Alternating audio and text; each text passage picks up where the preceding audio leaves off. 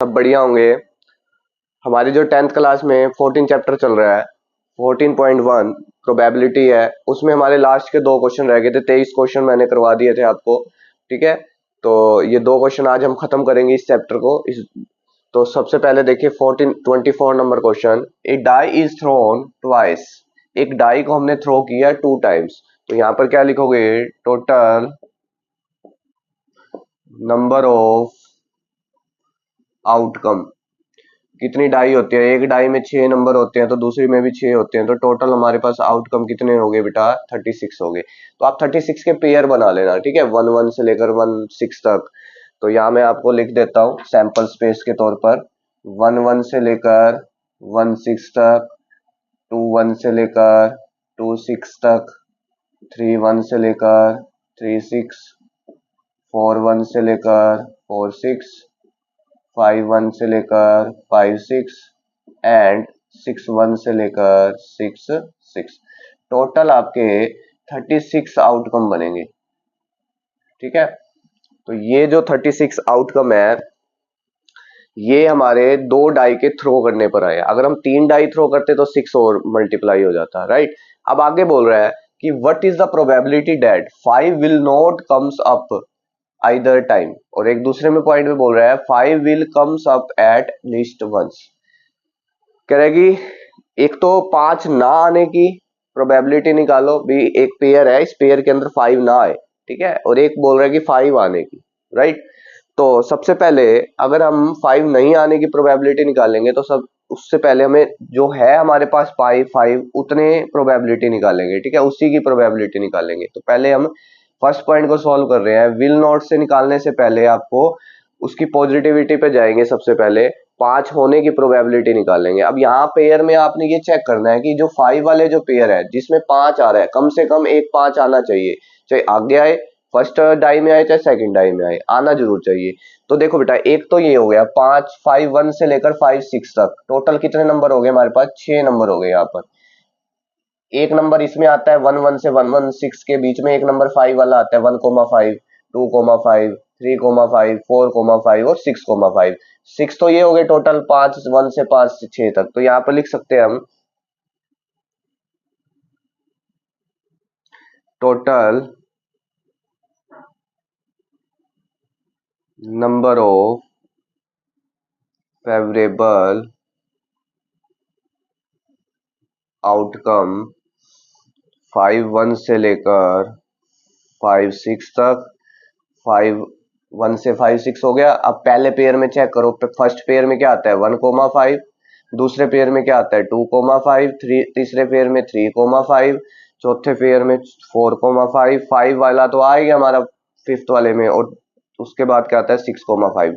Total हमारे पास 7 8 9 10 11, total हमारे पास बेटा 11 आउटकम बनेंगे। टोटल कितने बनेंगे? 11 आउटकम। लेकिन ये कह रहा है कि आपको उसकी प्रोबेबिलिटी निकालनी है 5 will not come up to either together. तो यहां पर लिखोगे 5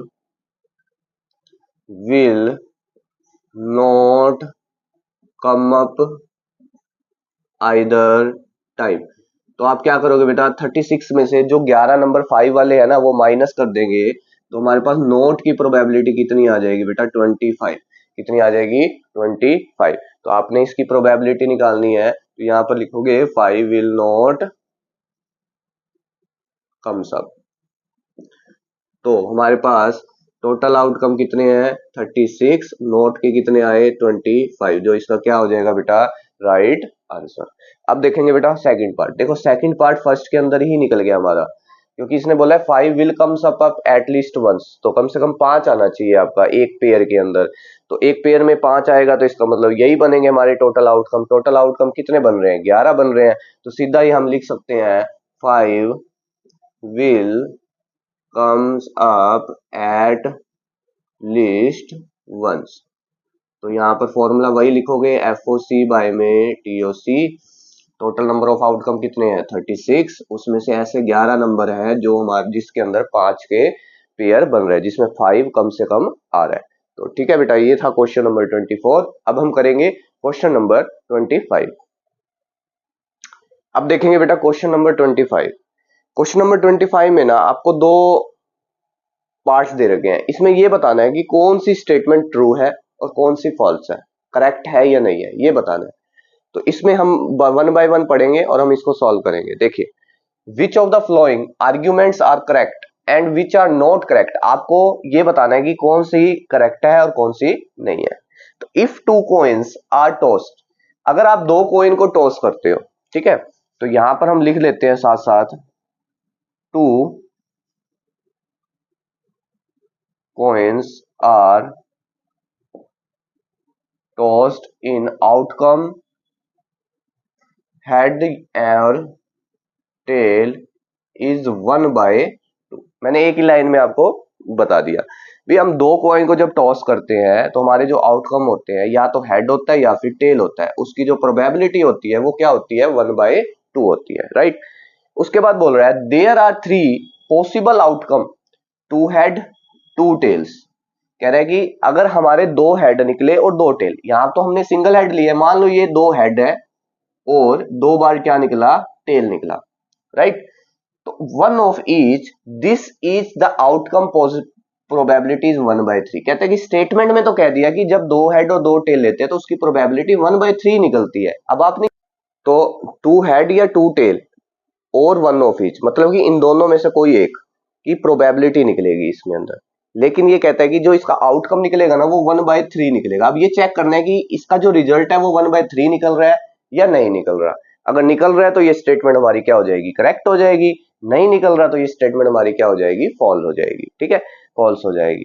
तो देखिए, अब ये कह रहा है कि 2 हेड है और 2 टेल है, इन दोनों में से कोई एक। हम दोनों की पॉसिबिलिटी देख लेते हैं। अब 2 हेड की देखते हैं तो कितनी हो जाएगी बेटा, एक हेड की प्रोबेबिलिटी कितनी होती है, 1/2। एक हेड की कितनी होती है, हेड की प्रोबेबिलिटी 1/2 और टेल की भी क्या होती है, 1/2 होती है। अगर हम इन दोनों की मल्टीप्लाई करेंगे कितना आ गया, 1/4 आ गया। लेकिन जो हमारा जो रिजल्ट निकल रहा है वो क्या निकल रहा है, 1/3। तो 1/3 तो पॉसिबिलिटी ही नहीं है, तो यहां पर हम क्या लिखेंगे, this statement is not correct, this statement is not correct. Clear है। आ जाओ बेटा सेकंड पार्ट पे। If a die is thrown, एक डाई को थ्रो किया, तो यहां पे लिखोगे दी पॉसिबल आउटकम, डाई ले ली, ठीक है, इज 6। टोटल 6 नंबर है। कहां से आए, ये डाई है हमारी, डाई के अंदर टोटल कितने नंबर होते हैं, 6 नंबर होते हैं, राइट।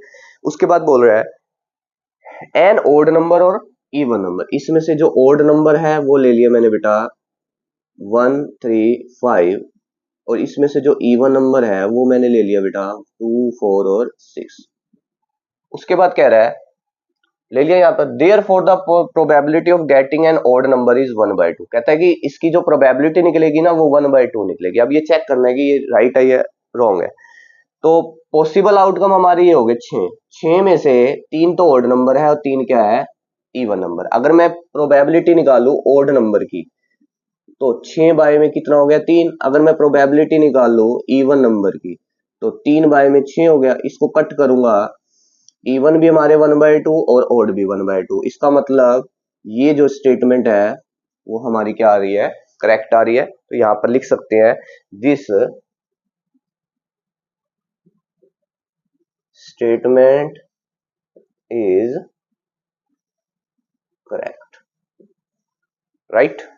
तो ये था बेटा क्वेश्चन नंबर 25, जो मैंने आज आपको 2 क्वेश्चन करवाए। आज हमने इस चैप्टर को खत्म कर दिया, कंप्लीट कर दिया, और आई होप कि आपको बहुत अच्छे से समझ आया होगा, क्योंकि मैंने 2 क्वेश्चन की वीडियो बना कर आपको अपलोड करी है, ठीक है। मेरे चैनल पर मिल जाएगी आपको, 2 क्वेश्चनों की वीडियो मिल जाएगी। तो बिल्कुल कंसंट्रेशन से, ठीक है। तो अच्छे से ये समझ आया होगा आपको, क्लियर है। तो अभी के लिए इतना ही। थैंक यू सो मच मेरे चैनल के साथ बने रहने के लिए। मेरे चैनल को ज्यादा से ज्यादा शेयर करिए, सब्सक्राइब करिए, लाइक करिए, बेल आइकन दबाना ना भूलिए। आगे की वीडियो लेने के लिए, आगे का नोटिफिकेशन लेने के लिए बेल आइकन जरूर दबाइए, जिससे आपके पास टाइम टू टाइम नोटिफिकेशन आता रहे, ठीक है। तो अब हम मिलते हैं नेक्स्ट चैप्टर में।